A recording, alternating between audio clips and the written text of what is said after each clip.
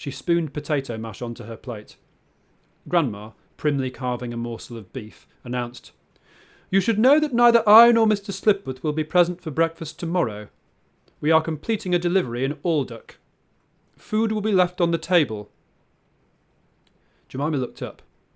Why do you need to work when you own a house this size, she thought, but bit back the question. Something more polite. "What do you deliver?" Grandma eyed her granddaughter suspiciously. "Hats, child. My business is providing a range of hats and fascinators for the Whitlow wedding. Their eldest, Eloise, is getting married." "I saw your shop in the village." Dad saw the opening for small talk. He was good at that. "Worth a visit?" "I was under the impression that you had a job to find, young man. Have you time to foray into Merlton?" "I was thinking Jemima may want to have a look around tomorrow," Dad returned brightly, glancing at his daughter as she herded peas onto her fork. "Good for her to get out of the house." "Ah!" Wrong-footed, and possibly thinking of Jemima's destructive capabilities if left to her own devices, Grandma shifted to an officious tone. "Well, there is a scenic route to Merlton along the wood trail at the end of the east garden, but down the hill is quicker. One arrives directly at the green. Our shop is opposite the tree stump there." It did not escape Jemima that the village had the same name as her great-grandfather. "Is it named after you, the village?" "No." Grandma seemed almost amused. She set her knife and fork down to take a drink of water. "I married into the family, child. I am not a Merlton. The name is not what it once was. Most Merlton properties in the village were sold off during a spot of financial trouble a century ago. Erin McArdle's grandfather bought the post office. Pearl now owns the pancake parlour." Grandma counted people off on her fingers. "Samuel Ratton owns the bookshop and runs a book club on Thursday evenings. There's a gentleman. Very literary fellow, as you would expect." None of these names meant anything to Jemima. She decided to change the subject. "Where's Mum?" she ventured, and looked at Dad inquiringly, despite knowing the answer before she asked. Mum would be where she always was.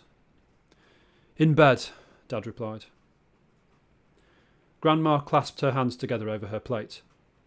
"I had noticed my daughter was unwell." "Indeed," Dad cleared his throat. "Perhaps a bit worse than usual after yesterday's travelling." Jemima chewed her beef warily.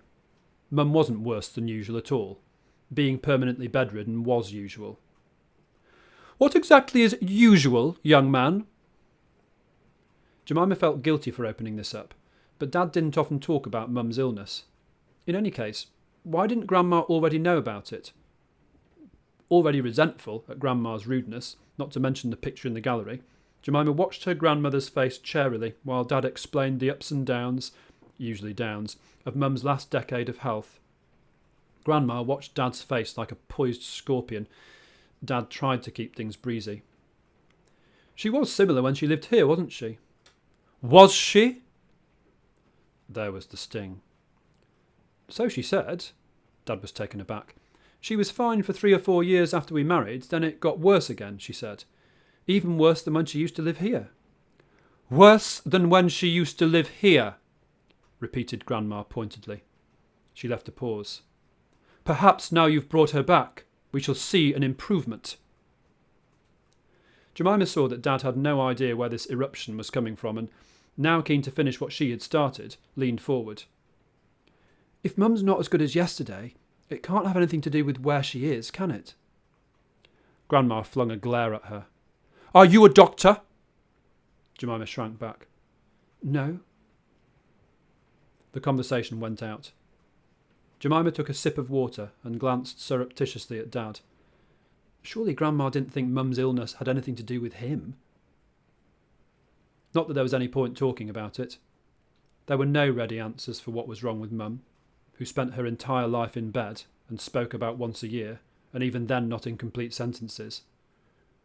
Right now, Jemima did what she always did when awkward thoughts reached a boiling point in her head. She focused on something else. Gathering beef and creamy mash on her fork, she bit zealously, then waited for the tension to dissipate by spreading unused gravy around her plate with her knife. She knew she was still feeling tense from before, too, but there was nowhere to put all her feelings at the moment.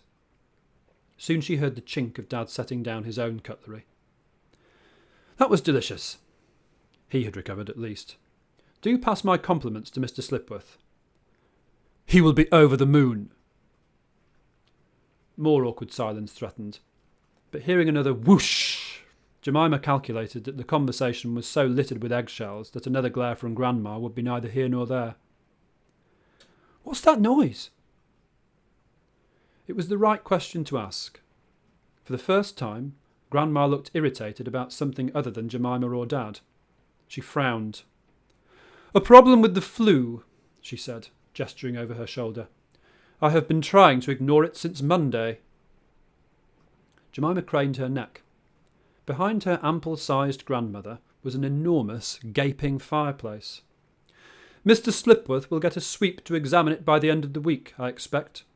Or one of the boys who works for us." Grandma addressed Jemima with something like amusement. "Is that what you've been so jumpy about? You needn't be anxious, child. There are no ghosts in this house." "I didn't think it was a—" The fireplace gave another rushing breath before falling to a low rumble somewhere up the chimney. "By the end of the week," Grandma repeated distractedly. "Now, you've finished your food. Isn't it about time you got on with unpacking?"